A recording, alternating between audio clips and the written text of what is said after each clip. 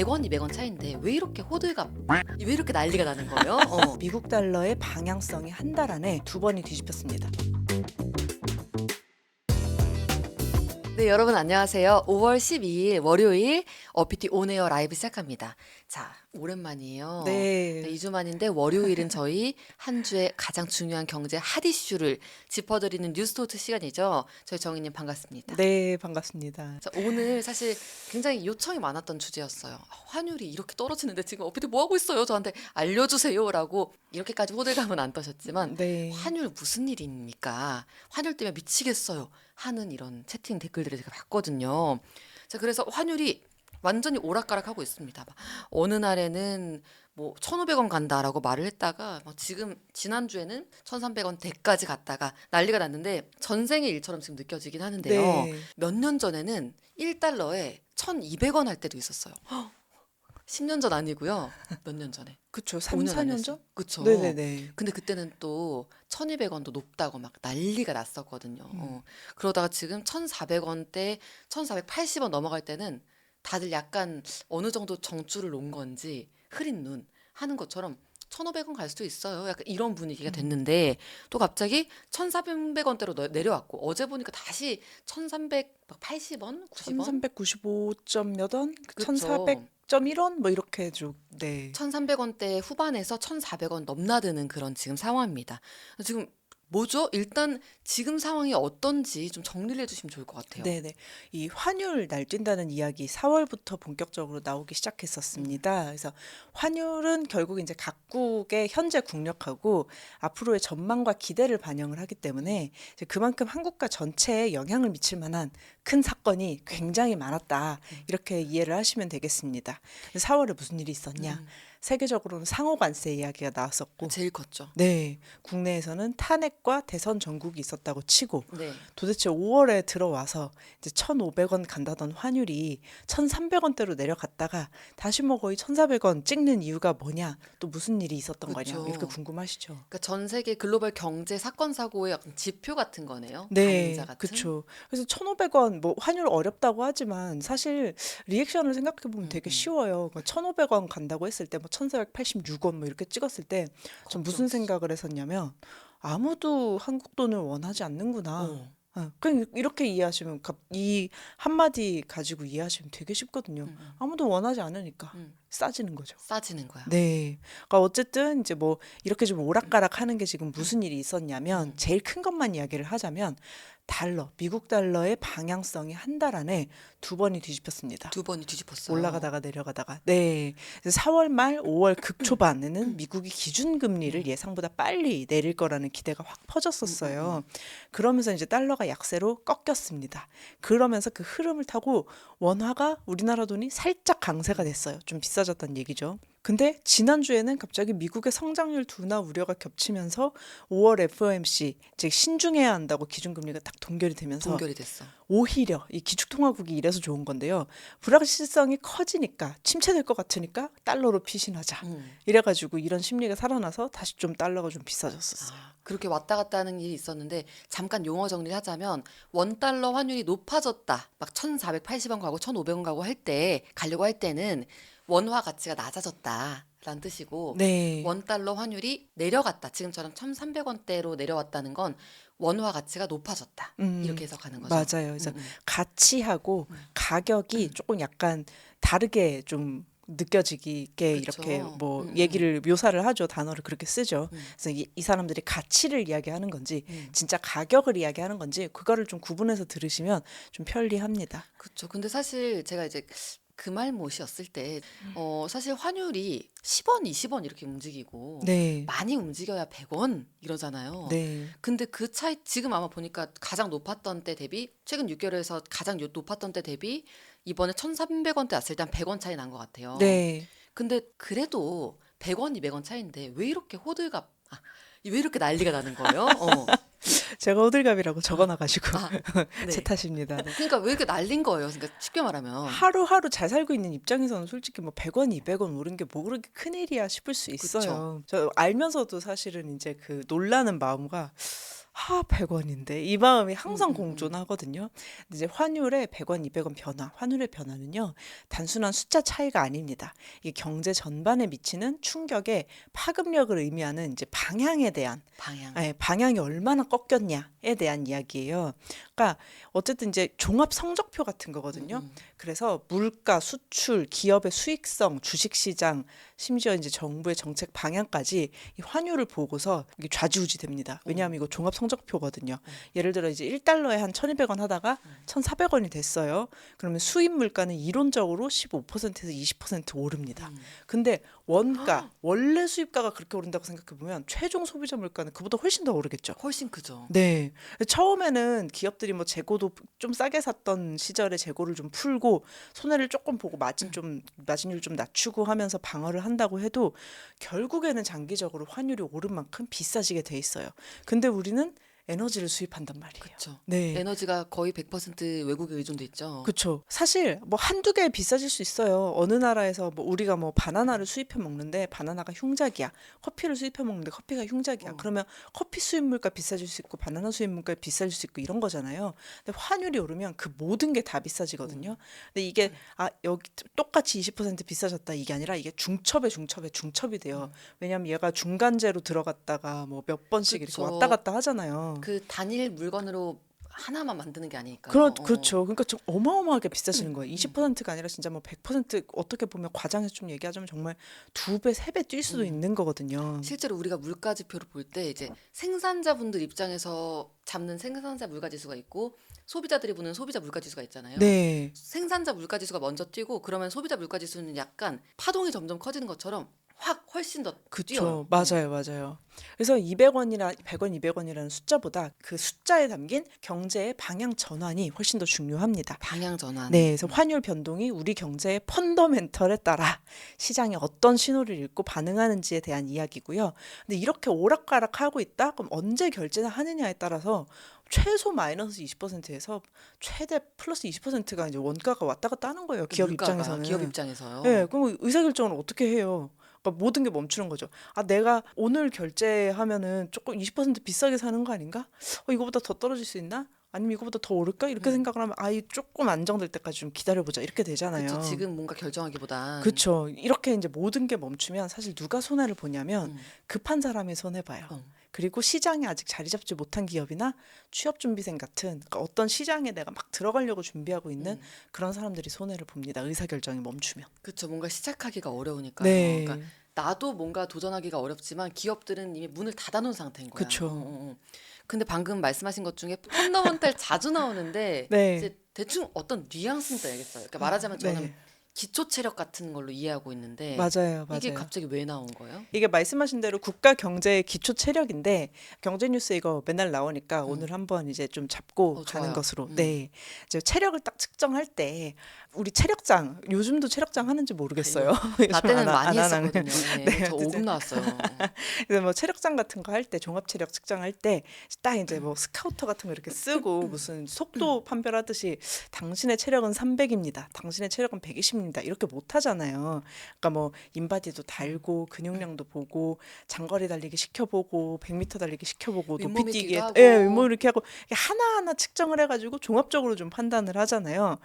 그래서 이 펀더멘털이라는 것도 그런 식으로 지표를 하나하나 봐가지고 종합적으로 좀 보는 그런 의미입니다. 그래서 이 펀더멘털 구성하는 경제 지표가 성장률, 그러니까 GDP, GDP 네, 성장률. 물가 상승률, 경상수지랑 무역수지 같은 외국이랑 장사해서 얼마나 이익을 받냐, 손해를 받냐, 요거 하고 외환 보유액, 혹시 너네 이제 통화가 모자랄 때 얼마나 좀 비축해놓고 금융위기에 방어할 수 있어? 요 외환 보유액. 외환 비상금 같은 거죠. 그쵸. 그리고 미국하고 금리 차이가 얼마나 나냐, 그리고 뭐 정치 리스크 있냐, 지정학적 리스크 있냐, 이런 것들 하나하나 따져가지고 이렇게 딱 봤을 때, 이 정도 펀더멘털은 좋다, 나쁘다, 뭐 이렇게 이제 평가하는 그 종합 성적표 같은 거예요. 근데 이런 게 모여가지고 숫자가 딱 나오는 게 있어요. 그게 뭐냐면 환율이에요. 환율. 네. 성장률이 낮으면 환율이 올라요. 진짜 성적표의 최종 지표 같은 거네요. 네네. 물가가 높으면 돈의 물가도 높으니까 금리가 오르니까 환율이 단기적으로 내렸다가 갑자기 장기적으로는 올라요. 불안정하니까. 불안정하니까. 네, 경상수지랑 무역수지, 그러니까 우리가 외국이랑 장사해서 손해 봤어? 그럼 환율 또 올라요. 경상수지, 무역수지는 무역의 성적표 같은 겁니다, 네, 여러분. 맞습니다. 그래서 다시 말해서 환율은 사실 이제 뭐 우리가 그냥 여행 갈 때 교환 비율이 얼마냐, 좀 비싸게 뭐 사냐, 뭐 좀 싸게 사냐 이게 아니라 이 나라가 돈을 얼마나 잘 벌고 안정적으로 벌고 돈을 만약에 빌렸으면 잘 갚느냐의 종합 평가가 환율이라고 보시면 됩니다. 그러니까 환율이 이렇게 치솟았다가 떨어졌다가 하면 그 성적이 지금 판단이 안 되고 있는 거예요. 얘가 어느 날은 40점 맞았다가 어느 날은 또 95점 맞아. 그렇죠. 이게 채점할 때마다 다른 거예요. 지금 성적표가. 뭐야, 기계가 에러 났냐 싶은 그런 황당함. 근데 그러면은 높게 안 봐줘요. 갑자기 좀 그쵸. TMI지만 저 어렸을 때 맞아요, 이제 맞아요. 학원의 배치 평가를 보는데 네. 어느 날 진짜 영어가 40점이 나왔는데 어느 날 좀 90점이 나온 거예요. 그래서 선생님들끼리 회의를 했대요. 네. 얘는 이거 진짜 성적 아니다. 고점에 그러고 맞출 수 없죠, 솔직히. 고점을 맞출 수 없죠. 그래서 저는 그 중간 정도 반을 올려줄 줄 알았는데 안 올려주더라고요. 그런 느낌인 거예요. 맞아요, 맞아요, 맞아요. 와리가리 성적표가 와리가리 어느 쪽에 뭐 이렇게 좀 모여 있지 않고 막 안 좋았다가 좋았다가 하면은 좋은 쪽으로 보지 않습니다. 그쵸, 맞아요, 맞네요. 정확합니다. 그쵸. 비유 맞았다. 오늘 한 건 했네요. 그래서 근데 또 10년 동안 원달러 그래프를 제가 한번 봤더니요. 일단 뭐 어느 정도 좀 유지하는 때도 있었는데 2022년부터는 그러니까 코로나 팬데믹 좀 지나고 엔데믹 할까 말까 이럴 때쯤부터는 막 치솟기만 하더라고요. 네. 말하자면 원화 가치가 낮아졌다는 거죠. 최근 그쵸. 3년 동안 1,300원을 넘어서 1,400원대가 당연하지 했던 게 지금 최근 3년 동안의 일인데 뉴 노멀이 됐는데 이게 어떤 의미로 저희가 해석을 해야 되는지 2022년에 무슨 일이 있었는지 네. 궁금합니다. 어쨌든 뭐 단기적인 오르내림은 항상 있었는데 말씀하신 대로 한 2022년부터 장기적인 추세가 그때부터 이제 지속적인 상승세, 그쵸. 그때부터 좀 오르기 시작했어요. 그 유지되고 있고요. 네, 이게. 그러니까 구조적으로 원화를 팔고 미국 달러로 바꾸는 구조가 됐다는 겁니다. 우리 펀더멘털이 나빠졌어요. 경제 규모에 비해서 너무 지금 안 좋은 거죠. 그러니까 미래에 대한 전망이 좀 너무 안 좋아졌는데, 그러니까 물론 이제 뭐 이벤트들이 있기는 했죠. 뭐 2022년에는 미국 연준 초고속 금리 인상이 있었거든요. 그렇죠. 예, 인플레이션 누른다고 이때 킹달러를 만들어가지고 우리나라뿐만 아니라 다른 나라 그 통화 가치도 되게 달러에 비해서 엄청 많이 떨어졌었어요. 그러니까 그 다른 나라 통화를 팔고 달러를 사는 거죠. 네, 그냥 달러만 인기가 엄청 있었는데 그때도 근데 그 중에서도 우리나라 돈은 참 많이 팔려 나갔습니다. 왜 이렇게 많이 팔아요? 그만 팔아요. 이런 느낌 들게끔. 네.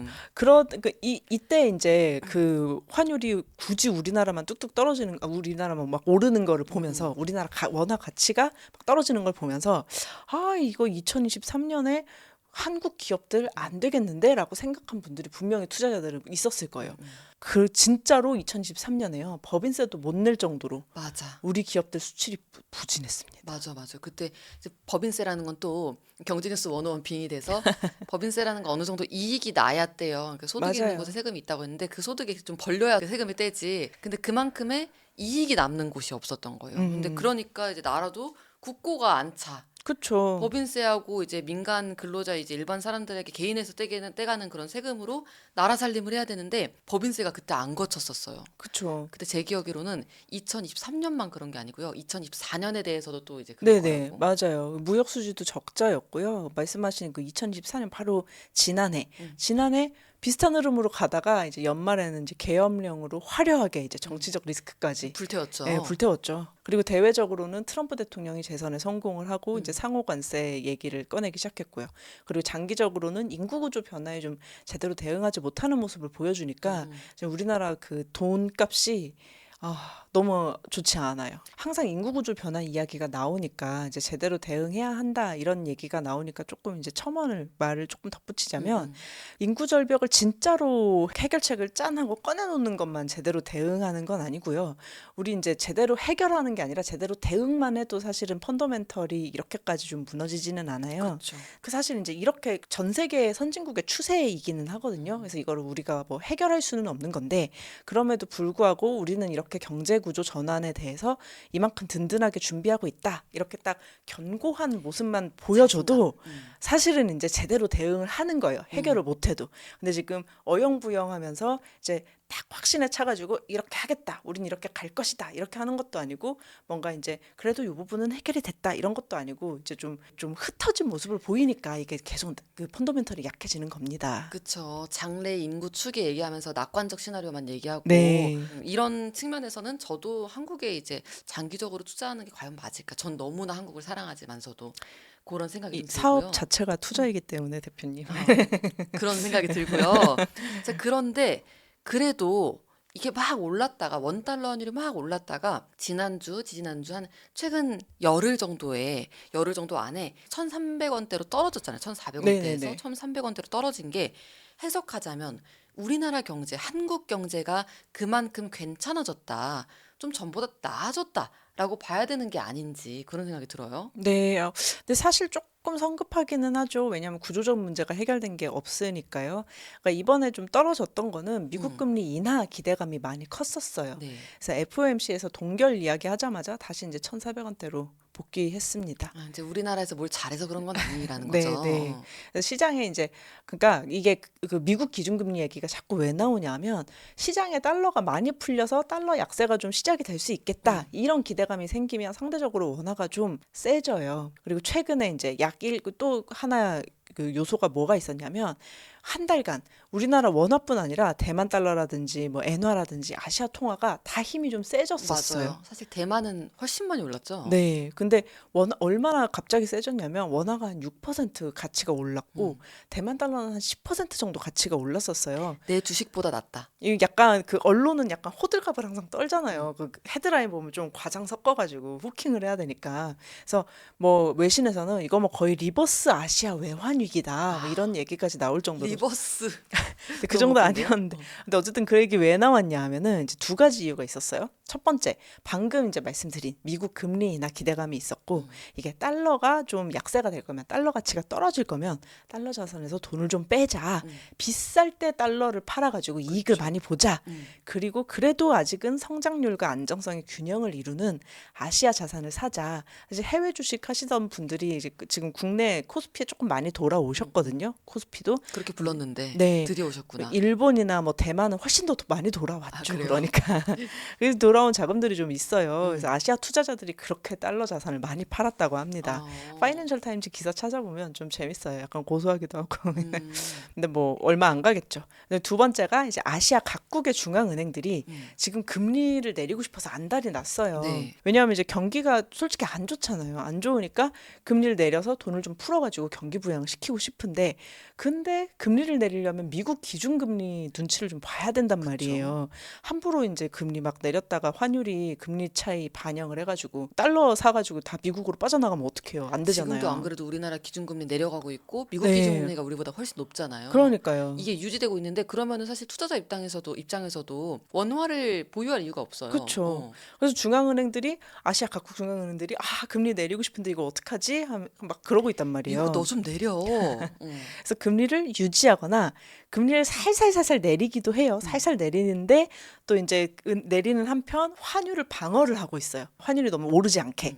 그래서 당국이 외환시장에서 환율 방어 중인데 이 방어하는데 성공을 한 것 같습니다. 어. 그래서 이제 환율이 내렸을 수 있습니다. 아, 그랬을 가능성도 있다. 네. 근데 뭐 가능성이긴 하지만 다들 이 얘기를 하고 있기 때문에 음. 굉장히 큰 가능성이다 이렇게 보고 있고요. 어. 우리나라랑 대만 굳이 왜 찝어가지고 가치가 많이 올랐냐. 네. 수출에 목숨 거는 동네거든요. 경제 구조가 굉장히 비슷합니다. 그래서 미국의 관세 깽판에 음. 깽판이라고 얘기를 하는데 그냥 저는 무척 예민해요. 음. 그래서 미국이랑 중국이 지금 조금 이제 협상을 하는 분위기가 맞아요. 되기도 했고 영국이랑은 또 협상을 했잖아요. 그래서 이것까지 반영을 해서 트럼프가 좀 물러서나 보다 음. 싶어가지고 환율은 좀 내리고 가치는 올랐을 수 있어요. 아, 어쨌든 우리나라가 그 복잡한 세계 정세 속에서 아시아권 국가로 네, 하나 묶였는데 이제 아시아권 국가들 통화가 강세가 된 이유는 이런 지금까지 정인님 말씀해 주신 맥락 네, 때문이고 네. 협상이 차근차근 이루어질수록 조금 더 안정될 수도 있겠네요. 그쵸. 근데 어, 지금처럼 막 떨어지지는 않을 것 같아요. 이런.